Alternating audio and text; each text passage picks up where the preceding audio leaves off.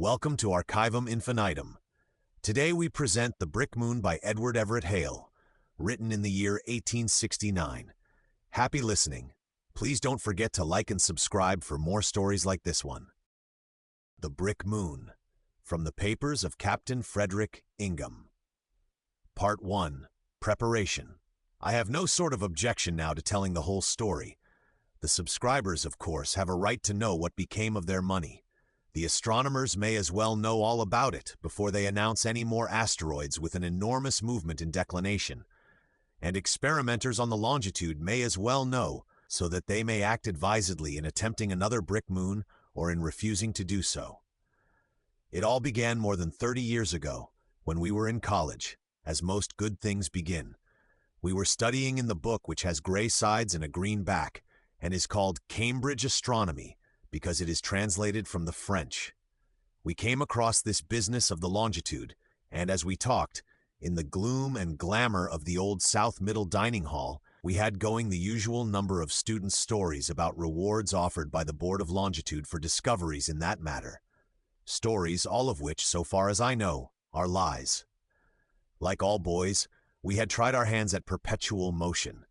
For me, I was sure I could square the circle, if they would give me chalk enough. But as to this business of the longitude, it was reserved for Q to make the happy hit, and to explain it to the rest of us. Wherever Q is referred to in these pages, my brother Nathan is meant. One of his noms de plume was Nat Q Hale, because G and Q may be silent letters. I wonder if I can explain it to an unlearned world which has not studied the book with gray sides and a green cambric back. Let us try. You know then, dear world, that when you look at the North Star, it always appears to you at just the same height above the horizon, or what is between you and the horizon, say the Dwight Schoolhouse, or the houses in Concord Street, or to me, just now, North College. You know also that, if you were to travel to the North Pole, the North Star would be just over your head, and if you were to travel to the equator, it would be just on your horizon, if you could see it at all through the red, dusty, hazy mist in the north, as you could not. If you were just halfway between pole and equator on the line between us and Canada, the North Star would be halfway up, or 45 degrees from the horizon. So you would know that you were 45 degrees from the equator. Then in Boston, you would find it was 42 degrees, 20 minutes from the horizon. So you know there that you are 42 degrees, 20 minutes from the equator. At Seattle, again, you would find it was 47 degrees, 40 minutes high. So our friends at Seattle know that they are at 47 degrees, 40 minutes from the equator. The latitude of a place, in other words, is found very easily by any observation which shows how high the North Star is. If you do not want to measure the North Star, you may take any star when it is just to north of you, and measure its height. Wait 12 hours, and if you can find it, measure its height again. Split the difference, and that is the altitude of the pole, or the latitude of you, the observer. Of course we know this, says the graduating world. Do you suppose that is what we borrow your book for, to have you spell out your miserable elementary astronomy? At which rebuff I should shrink distressed, but that a chorus of voices an octave higher comes up with, "Dear Mr. Ingham, we are ever so much obliged to you. We did not know it at all before, and you make it perfectly clear. Thank you, my dear, and you and you. We will not care what the others say. If you do understand it, or do know it, it is more than Mr. Charles Reade knew, or he would not have made his two lovers on the island guess at their latitude, as they did. If they had either of them been educated at a respectable academy for the middle classes, they would have fared better. Now about the longitude. The latitude, which you have found, measures your distance north or south from the equator or the pole. To find your longitude, you want to find your distance east or west from the meridian of Greenwich. Now, if anyone would build a good tall tower at Greenwich straight into the sky, say 100 miles into the sky, of course if you and I were east or west of it and could see it, we could tell how far east or west we were by measuring the apparent height of the tower above our horizon. If we could see so far, when the lantern with a Drummond's light, ever so bright, on the very top of the tower, appeared to be on our horizon, we should know we were 873 miles away from it. The top of the tower would answer for us as the North Star does when we are measuring the latitude. If we were nearer, our horizon would make a longer angle with the line from the top to our place of vision. If we were farther away, we should need a higher tower, but nobody will build any such tower at Greenwich or elsewhere on that meridian or on any meridian. You see that to be of use to the half the world nearest to it, it would have to be so high that the diameter of the world would seem nothing in proportion, and then for the other half of the world, you would have to erect another tower as high on the other side. It was this difficulty that made Q suggest the expedient of the brick moon. For you see that if, by good luck, there were a ring like Saturn's which stretched round the world, above Greenwich and the meridian of Greenwich, and if it would stay above Greenwich, turning with the world, anyone who wanted to measure his longitude or distance from Greenwich would look out of window and see how high this ring was above his horizon. At Greenwich it would be over his head exactly. At New Orleans, which is quarter round the world from Greenwich, it would be just in his horizon. A little west of New Orleans you would begin to look for the other half of the ring on the west instead of the east, and if you went a little west of the Fiji Islands, the ring would be over your head again.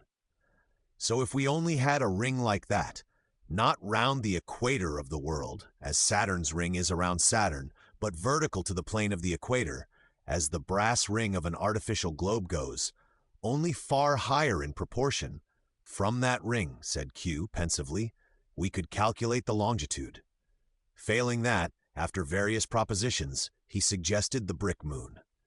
The plan was this: if from the surface of the earth by a gigantic pea shooter, you could shoot a pea upward from Greenwich, aimed northward as well as upward. If you drove it so fast and far that when its power of ascent was exhausted, and it began to fall, it should clear the earth and pass outside the North Pole. If you had given it sufficient power to get it half round the earth without touching, that pea would clear the earth forever.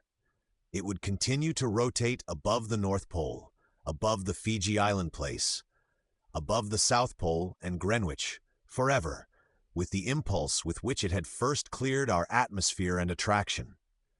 If only we could see that pea as it revolved in that convenient orbit, then we could measure the longitude from that, as soon as we knew how high the orbit was, as well as if it were the ring of Saturn.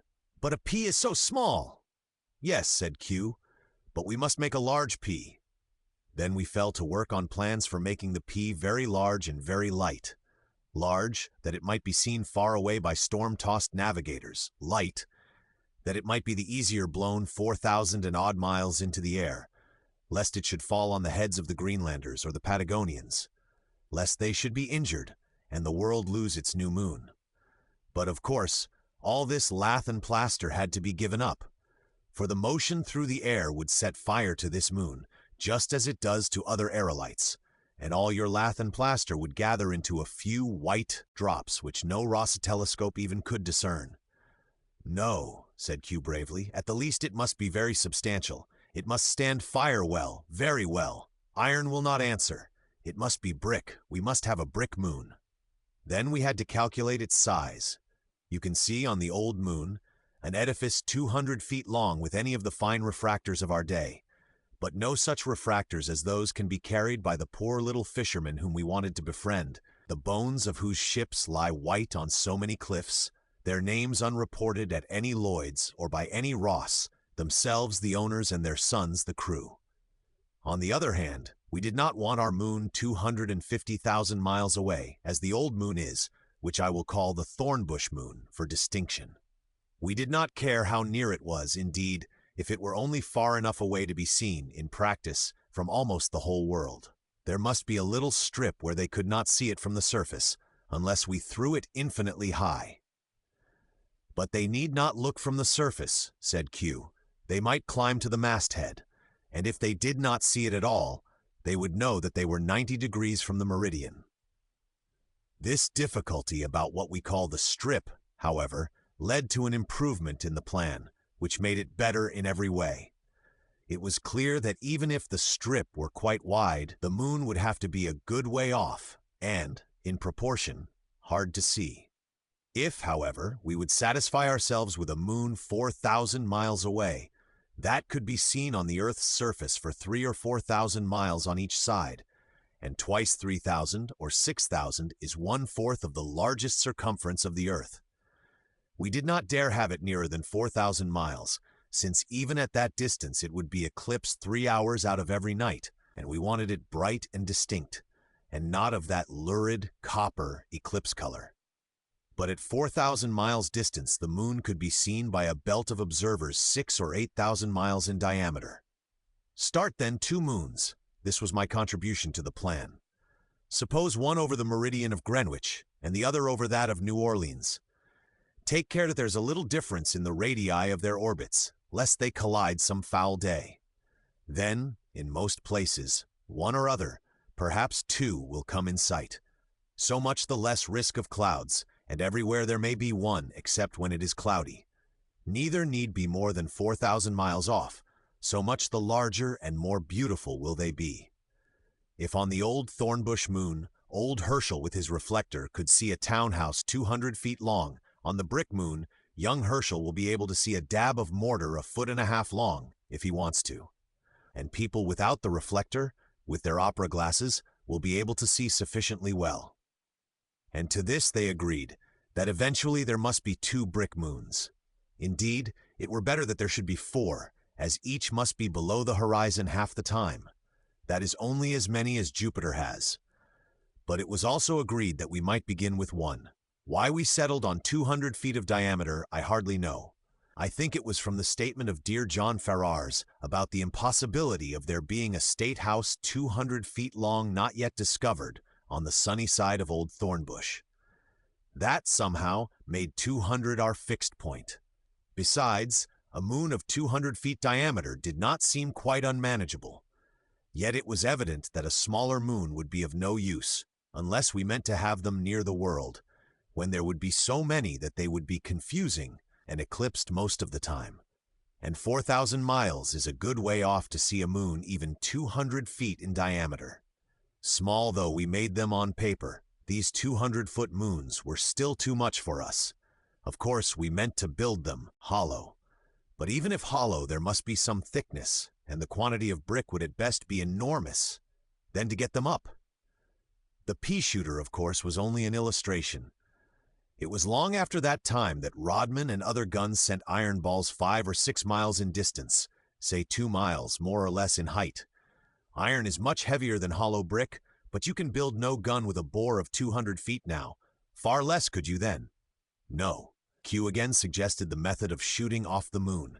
It was not to be by any of your sudden explosions. It was to be done as all great things are done, by the gradual and silent accumulation of power.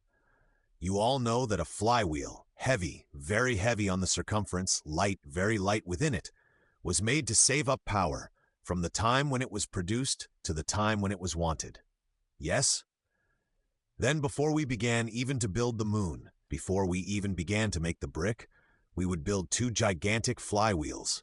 The diameter of each should be ever so great, the circumference heavy beyond all precedent, and thundering strong, so that no temptation might burst it. They should revolve, their edges nearly touching, in opposite directions for years if it were necessary, to accumulate power, driven by some waterfall now wasted to the world.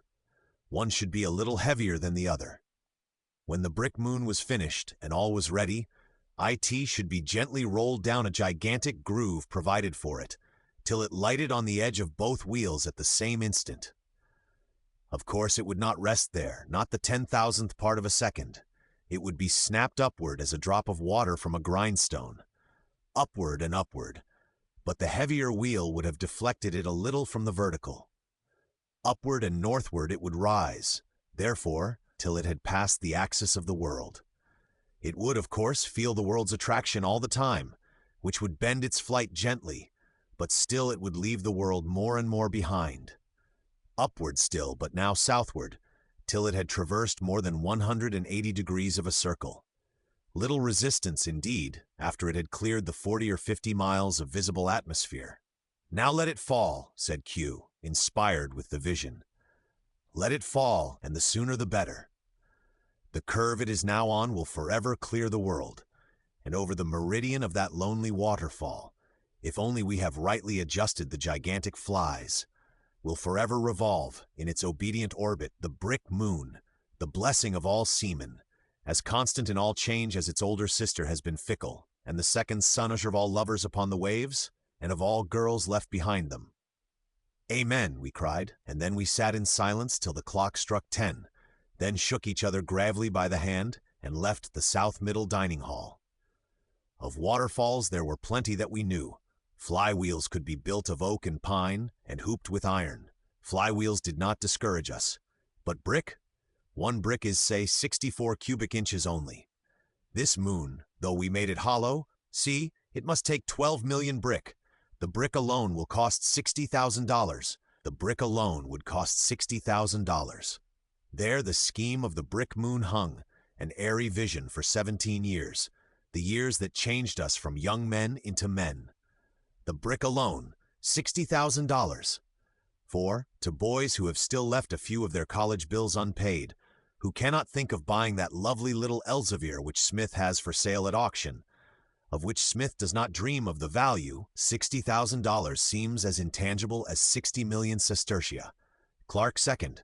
How much are 60 million sestertia stated in cowries? How much in currency, gold being at 1.37 quarter? Right. Go up. Stop, I forget myself. So to resume, the project of the brick moon hung in the ideal, an airy vision, a vision as lovely and as distant as the brick moon itself.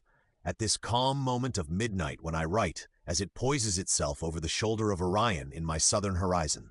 Stop, I anticipate. Let me keep, as we say in Beetle's Dime series, to the even current of my story. 17 years passed by, we were no longer boys, though we felt so. For myself, to this hour, I never enter board meeting, committee meeting, or synod, without the queer question, what would happen should anyone discover that this bearded man was only a big boy disguised, that the frock coat and the round hat are none of mine, and that if I should be spurned from the assembly as an interloper, a judicious public, learning all the facts, would give a verdict, served him right. This consideration helps me through many board meetings which would be else so dismal. What did my old copy say? Boards are made of wood, they are long and narrow, but we do not get on. 17 years after, I say, or should have said, dear Orcutt entered my room at Naguadavick again. I had not seen him since the commencement day when we parted at Cambridge. He looked the same, and yet not the same. His smile was the same, his voice, his tender look of sympathy when I spoke to him of a great sorrow, his childlike love of fun. His waistband was different, his pantaloons were different, his smooth chin was buried in a full beard, and he weighed 200 pounds if he weighed a gram. Oh, the good time we had, so like the times of old. Those were happy days for me in Naguadavick. At that moment my double was at work for me at a meeting of the publishing committee of the Sandemanian Review, so I called Orcutt up to my own snuggery, and we talked over old times, talked till tea was ready. Polly came up through the orchard and made tea for us herself there.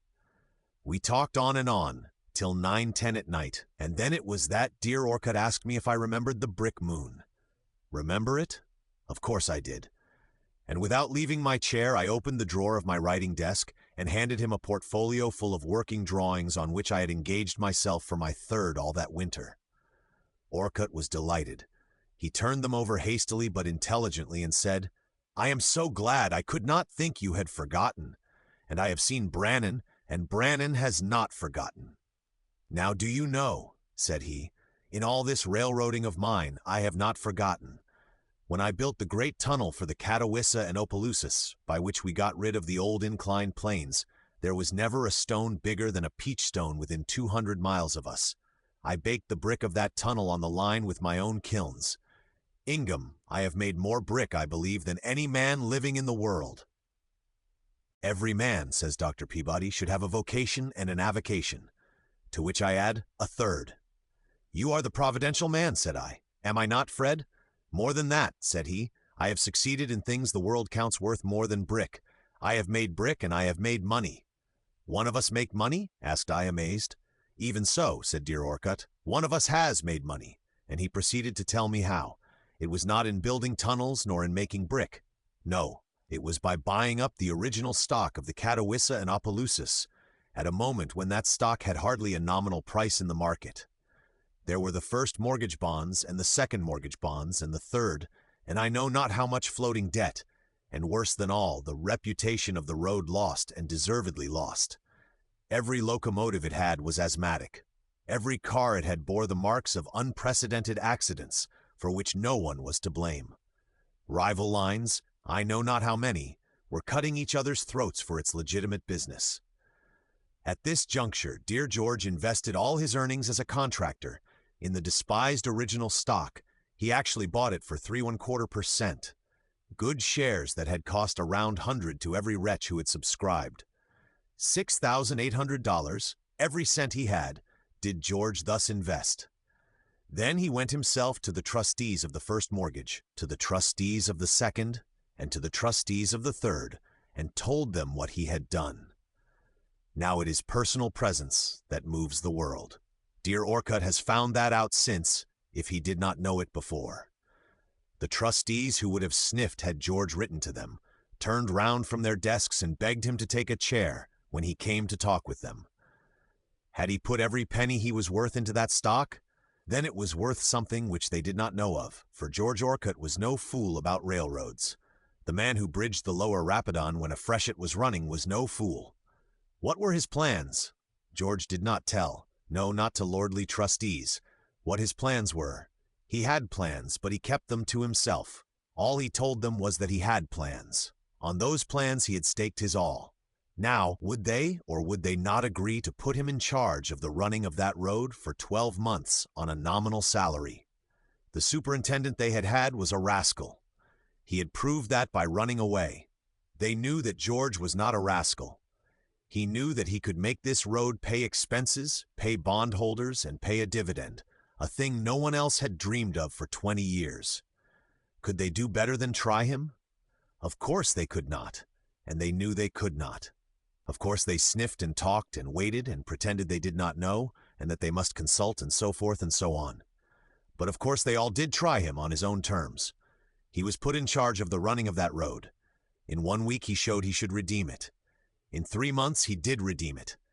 He advertised boldly the first day, infant children at treble price. The novelty attracted instant remark, and it showed many things. First, it showed he was a humane man who wished to save human life. He would leave these innocents in their cradles where they belonged. Second, and chiefly, the world of travelers saw that the Crichton, the Amatus, the perfect chevalier of the future, had arisen, a railroad manager caring for the comfort of his passengers. The first week the number of the C&O's passengers was doubled. In a week or two more, freight began to come in driblets on the line which its owners had gone over. As soon as the shops could turn them out, some cars were put on, with arms on which travelers could rest their elbows, with headrests where they could take naps if they were weary. These excited so much curiosity that one was exhibited in the museum at Catawissa and another at Opelousas. It may not be generally known that the received car of the American roads was devised to secure a premium offered by the Pawtucket and Podunk Company. Their receipts were growing so large that they feared they should forfeit their charter. They advertised, therefore, for a car in which no man could sleep at night or rest by day, in which the backs should be straight, the heads of passengers unsupported, the feet entangled in a vise, the elbows always knocked by the passing conductor. The pattern was produced which immediately came into use on all the American roads, but on the Catawissa and Opelousas, this time-honored pattern was set aside.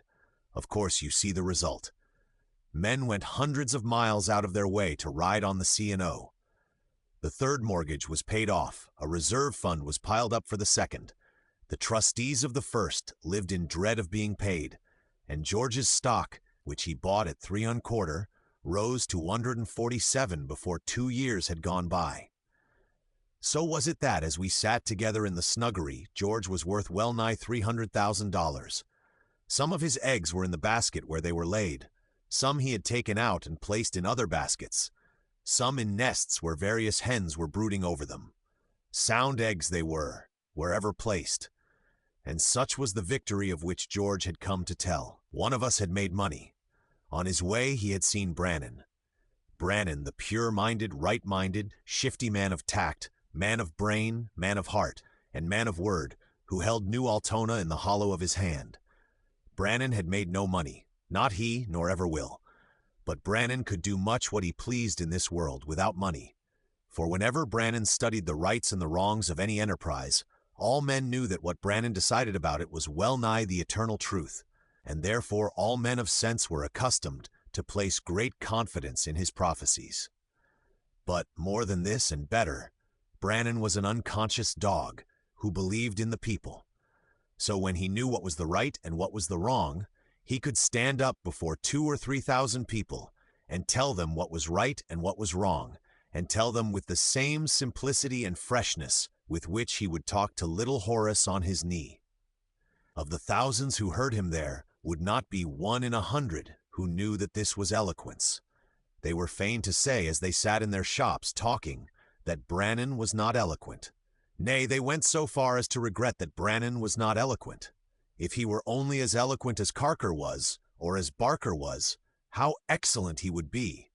But when, a month after, it was necessary for them to do anything about the thing he had been speaking of, they did what Brannan had told them to do, forgetting, most likely, that he had ever told them, and fancying that these were their own ideas, which in fact had, from his liquid, ponderous, transparent, and invisible common sense, distilled unconsciously into their being.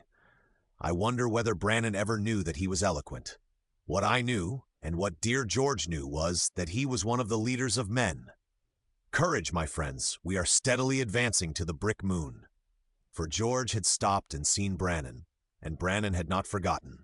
17 years Brannan had remembered, and not a ship had been lost on a lee shore because her longitude was wrong. Not a baby had wailed its last as it was ground between wrecked spar and cruel rock. Not a swollen corpse unknown had been flung up upon the sand and been buried with a nameless epitaph. But Brannan had recollected the brick moon, and had, in the memory chamber, which rejected nothing, stored away the story of the horror. And now George was ready to consecrate a round 100,000 to the building of the moon, and Brannan was ready, in the 1,000 ways in which wise men move the people to and fro, to persuade them to give to us 100,000 more. And George had come to ask me if I were not ready to undertake with them the final great effort, of which our old calculations were the embryo. For this I was now to contribute the mathematical certainty and the lore borrowed from naval science, which should blossom and bear fruit when the brick moon was snapped like a cherry from the ways on which it was built, was launched into the air by power gathered from 1,000 freshets, and, poised at last in its own pre-calculated region of the ether, should begin its course of eternal blessings in one unchanging meridian. Vision of beneficence and wonder. Of course I consented. Oh, that you were not so eager for the end. Oh, that I might tell you, what now you will never know, of the great campaign which we then and there inaugurated. How the horrible loss of the royal martyr, whose longitude was 3 degrees Auri, startled the whole world and gave us a point to start from. How I explained to George that he must not subscribe the $100,000 in a moment. It must come in bits, when the cause needed a stimulus or the public needed encouragement. How we caught neophyte editors and explained to them enough to make them think the moon was well nigh their own invention and their own thunder. How, beginning in Boston, we sent round to all the men of science, all those of philanthropy, and all those of commerce, 3,000 circulars, inviting them to a private meeting at George's parlors at the Revere. How, besides ourselves and some nice, respectable-looking old gentlemen Brannan had brought over from Podunk with him, paying their fares both ways, there were present only 3 men, all adventurers whose projects had failed, besides the representatives of the press. How, of these representatives, some understood the whole, and some understood nothing. How the next day all gave us first-rate notices. How a few days after, in the lower horticultural hall, we had our first public meeting. How Halliburton brought us 50 people who loved him, his Bible class, most of them, to help fill up. How, besides these, there were not 3 persons whom we had not asked personally, or one who could invent an excuse to stay away. How we had hung the walls with intelligible and unintelligible diagrams. How I opened the meeting. Of that meeting, indeed, I must tell something. First I spoke. I did not pretend to unfold the scheme. I did not attempt any rhetoric. But I did not make any apologies. I told them simply of the dangers of lee shores. I told them when they were most dangerous, when seamen came upon them unawares. I explained to them that, though the costly chronometer, frequently adjusted, made a delusive guide to the voyager who often made a harbor, still the adjustment was treacherous, the instrument beyond the use of the poor, and that, once astray, its error increased forever. I said that we believed we had a method which, if the means were supplied for the experiment, would give the humblest fisherman the very certainty of sunrise and of sunset in his calculations of his place upon the world. And I said that whenever a man knew his place in this world, it was always likely all would go well. Then I sat down. Then dear George spoke, simply but very briefly. He said he was a stranger to the Boston people, and that those who knew him at all knew he was not a talking man. He was a civil engineer, and his business was to calculate and to build, and not to talk. But he had come here to say that he had studied this new plan for the longitude from the top to the bottom, and that he believed in it through and through. There was his opinion, if that was worth anything to anybody. If that meeting resolved to go forward with the enterprise, or if anybody proposed to, he should offer his services in any capacity, and without any pay, for its success. If he might only work as a bricklayer, he would work as a bricklayer. For he believed on his soul that the success of this enterprise promised more for mankind than any enterprise which was ever likely to call for the devotion of his life. And to the good of mankind, he said very simply, "My life is devoted." Then he sat down. Then Brannan got up. Up to this time, excepting that George had dropped this hint about bricklaying, nobody had said a word about the moon, far less hinted what it was to be made of. So Ben had the whole to open. He did it as if he had been talking to a bright boy of 10 years old. He made those people think that he respected them as his equals. But in fact, he chose every word, as if not one of them knew anything. He explained as if it were rather more simple to explain than to take for granted. But he explained as if, were they talking, they might be explaining to him. He led them from point to point, oh, so much more clearly than I have been leading you, till as their mouths dropped a little open in their eager interest, and their lids forgot to wink in their gaze upon his face, and so their eyebrows seemed a little lifted in curiosity, till, I say, each man felt as if he were himself the inventor, who had bridged difficulty after difficulty, as if, indeed, the whole were too simple to be called difficult or complicated. The only wonder was that the Board of Longitude, or the Emperor Napoleon, or the Smithsonian, or somebody, had not sent this little planet on its voyage of blessing long before. Not a syllable that you would have called rhetoric, not a word that you would have thought prepared. And then Brannan sat down. That was Ben Brannan's way. For my part, I like it better than eloquence. Then I got up again. We would answer any questions, I said. We represented people who were eager to go forward with this work. Alas, except Q, all of those represented were on the stage. We could not go forward without the general assistance of the community. It was not an enterprise which the government could be asked to favor. It was not an enterprise which would yield 1 penny of profit to any human being. We had, therefore, purely on the ground of its benefit to mankind, brought it before an assembly of Boston men and women. Then there was a pause, and we could hear our watches tick and our hearts beat. Dear George asked me in a whisper if he should say anything more, but I thought not. The pause became painful, and then Tom Coram, Prince of Merchants, rose. Had any calculation been made of the probable cost of the experiment of 1 moon? I said the calculations were on the table. The brick alone would cost $60,000.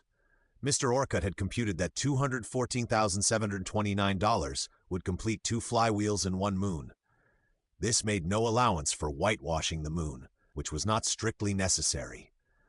The flywheels and water power would be equally valuable for the succeeding moons. If any were attempted, and therefore the second moon could be turned off, it was hoped, for $159,732. Thomas Coram had been standing all the time I spoke, and in an instant he said, I am no mathematician, but I have had a ship ground to pieces under me on the Laccadives because our chronometer was wrong. You need $250,000 to build your first moon. I will be one of 20 men to furnish the money, or I will pay $10,000 tomorrow for this purpose to any person who may be named as treasurer, to be repaid to me if the moon is not finished this day 20 years. That was as long a speech as Tom Coram ever made, but it was pointed. The small audience tapped applause. Orcutt looked at me, and I nodded. "I will be another of the 20 men," cried he. "And I another," said an old bluff Englishman whom nobody had invited, who proved to be a Mr. Robert Bowle, a Sheffield man who came in from curiosity. He stopped after the meeting, said he should leave the country the next week, and I have never seen him since. But his bill of exchange came all the same. That was all the public subscribing. Enough more than we had hoped for. We tried to make Coram treasurer, but he refused. We had to make Halliburton treasurer, though we should have liked a man better known than he then was. Then we adjourned. Some nice ladies then came up and gave one $1 and one $5 and one $50 and so on, and some men who have stuck by ever since. I always, in my own mind, call each of those women Damaris, and each of those men Dionysius. But those are not their real names. How I am wasting time on an old story. Then some of these ladies came the next day and proposed a fair, and out of that, 6 months after, grew the great Longitude Fair that you will all remember, if you went to it I am sure.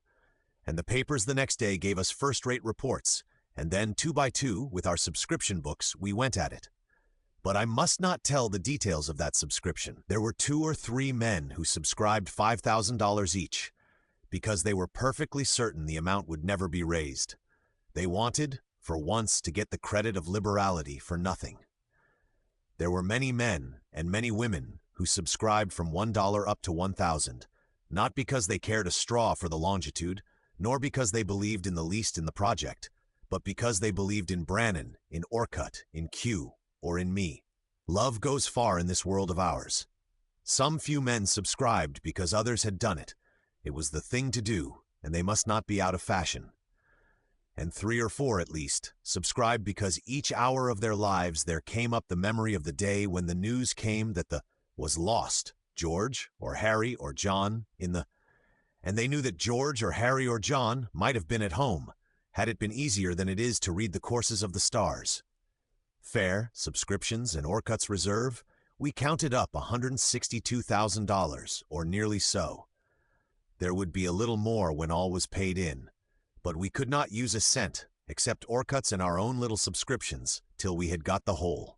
And at this point it seemed as if the whole world was sick of us, and that we had gathered every penny that was in store for us. The orange was squeezed dry. Thanks for listening to The Brick Moon Part 1 by Edward Everett Hale, here on Archivum Infinitum. If you enjoyed it, be sure to follow the channel so you don't miss Part 2, and the other stories we'll be releasing soon. More chapters and related videos will be available right here. See you next time.